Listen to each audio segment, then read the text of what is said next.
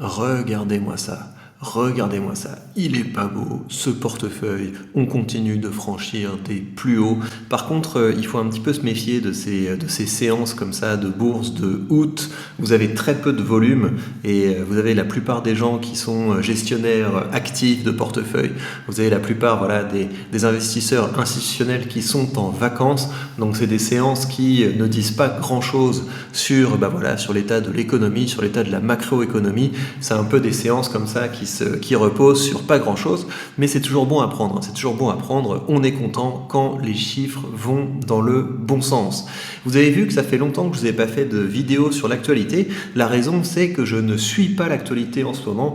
Je suis focalisé sur les trucs que j'ai à régler pour mon déménagement et je suis également focalisé sur ma boîte mail dans laquelle je reçois vos messages que je lis avec grand intérêt et je vous propose donc aujourd'hui qu'on se plonge dans le portefeuille de Timothée. Voilà ce qu'il nous dit. Bonjour Victor, avant tout merci pour tes vidéos et ton canal Telegram que je suis ardemment. Le fameux canal Telegram, et oui vous savez que vous avez également le lien vers mon canal Telegram dans la description. J'ai essayé de vous faire un audio ce soir quand je vais me promener avec les enfants. C'est pareil, le canal Telegram, on va reprendre un rythme beaucoup plus soutenu à partir de fin août, début septembre. Mais effectivement, c'est un média que j'aime beaucoup. En fait, j'aime beaucoup le côté Telegram parce que j'ai l'impression de parler à des amis dans mon téléphone. Alors je sais que je vous connais pas vraiment, la plupart d'entre vous, j'ai pas d'interaction avec vous, mais je trouve que ce format du canal Telegram, ce format un petit peu podcast, ça me permet de partager mes conseils avec vous sans compter. Et je sais que c'est un format qui vous plaît pas mal parce que les retours que j'ai sont assez positifs. On va reprendre ça. Alors tu me dis, c'est grâce à tes vidéos que je me suis lancé dans l'investissement de long terme et que j'en suis là aujourd'hui. Chic, félicitations à toi. C'est le plus important, c'est de passer à l'action. Ça, c'est ta décision. Et prendre cette décision de passer de spectateur à acteur, c'est très important. C'est toi que tu dois remercier parce que la décision d'investir, c'est peut-être une des meilleures décisions qu'on peut prendre. Non seulement parce que ça rapporte de l'argent sur le long terme,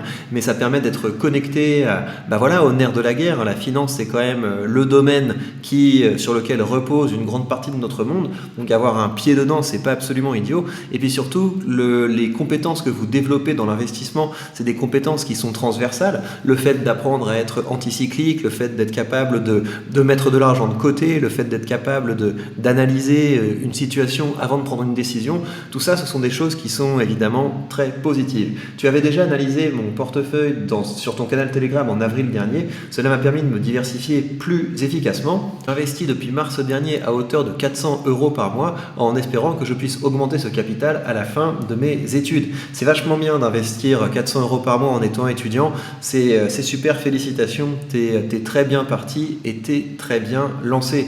C'est la meilleure chose à faire, de prendre cette décision de commencer à investir régulièrement. Après, ça dépend de chacun. Ça peut être 50 €, ça peut être 100 €, ça peut être 300 €, 500 €, 1000 €, etc. Autant que vous pouvez sans vous mettre en danger, et vous allez voir qu'au bout de quelques années, vous allez être impressionné par l'argent que vous avez été capable de mettre de côté. Et c'est vraiment un comportement qui est tout à fait vertueux. Mon objectif d'investissement est de continuer à investir dans Meta régulièrement, comme je crois au métaverse et à son développement dans les années à venir. Une aubaine pour moi, comme son prix est en baisse en ce moment. T'es courageux. T'es courageux de voir des opportunités dans le métaverse. N'hésite pas à nous dire dans les commentaires les opportunités que tu vois. Pourquoi est-ce que tu crois à ça? T'es à contre-courant. Là-dessus, sur ce dossier, t'es à contre-courant parce qu'il y a beaucoup de gens qui n'ont pas pris à la hype du métaverse.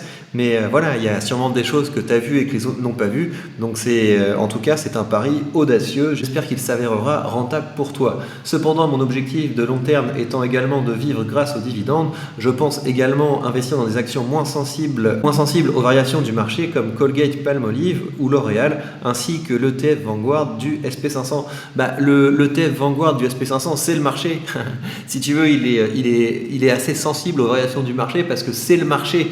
Vraiment, il ne faut pas voir les variations du marché comme quelque chose d'inquiétant, sauf si tu es investi dans des toutes petites boîtes complètement spéculatives, qui n'ont pas de revenus, qui sont survalorisées, etc.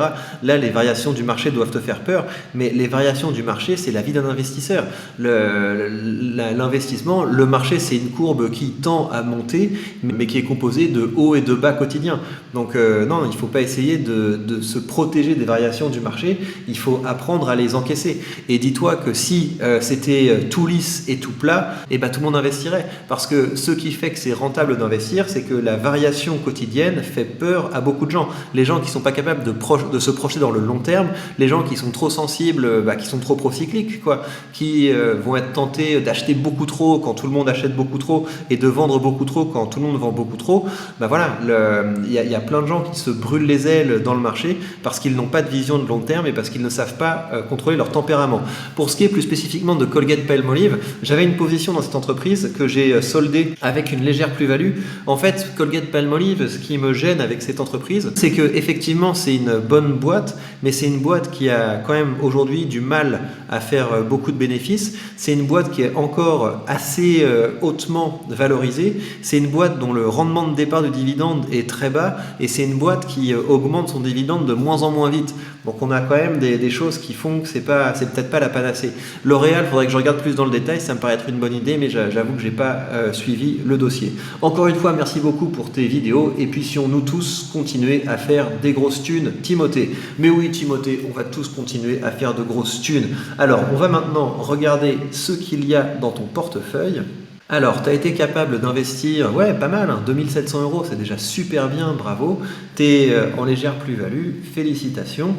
Alors, tu as du Apple, tu as Archer Daniels Midland, Bank of America, Coca-Cola, Home Depot, Main Street Capital, McDonald's, Meta Platform, Microsoft, Pfizer, Realty Income, ST Microelectronics, Stag Industrial et Total Energy. C'est vachement bien ton portefeuille à fière allure parce que t'es bien diversifié. Tu as la tech, tu as l'agriculture, tu as la finance, tu as la consommation discrétionnaire, tu as la santé, tu as l'immobilier. Non, c'est vraiment bien, tu as l'énergie. Super. Si ton objectif c'est d'avoir un portefeuille tout à fait diversifié, tu peux effectivement aller vers de la consommation de base. Et donc c'est pour ça que Colgate, tu peux surveiller le dossier, mais peut-être en attendant un prix plus intéressant. Tu peux taper dans des choses comme Procter & Gamble aussi, mais faut voir en fait, parce que c'est des entreprises qui, faut pas les choper à un mauvais prix. Donc il faut suivre ça de près. Et sinon, dans la consommation de base, tu vas trouver des trucs comme Walmart, tu vas trouver des trucs comme Casco, un petit peu l'équivalent de Metro en Europe, mais c'est une boîte qui cartonne absolument aux États-Unis. Le problème, c'est que c'est souvent assez hautement valorisé. Mais voilà, si tu veux être complètement diversifié, tu pourrais ajouter un petit peu de consommation de base. Coca-Cola, il y a un débat, je ne sais pas si c'est de la consommation discrétionnaire ou de la consommation de base. En tout cas, voilà. Tu as aussi des ETF, donc tu as l'ETF qui investit dans la zone Pacifique ESG, tu as l'ETF Vanguard Dividends, tu as les hauts dividendes européens, tu as le iShares Clean Energy. Apparemment, tu l'as aussi acheté à un bon moment parce que tu es en large plus-value. Et donc oui, le truc que tu pourrais ajouter à ton portefeuille, ce serait de commencer à avoir une position dans le SP500 et vu que tu dis que tu investis 400 € par mois, peut-être t'acheter une part de cet ETF du SP500 par mois et ça sur le long terme, tu es sûr que ça va apporter quelque chose de très positif à ton portefeuille. Mais en tout cas, félicitations. Le plus difficile, c'est de commencer à investir et de commencer à épargner. Vraiment bravo à toi, ton portefeuille a fière allure. Avec un portefeuille bien diversifié comme ça, plus des ETF, tu vas te mettre très bien. Tu vas te mettre très bien et vu que tu as commencé à investir tôt, je suis très optimiste pour ton avenir financier. Et quant à vous tous, vous savez que si vous voulez commencer à investir, vous avez sous cette vidéo le lien vers le courtier que nous utilisons.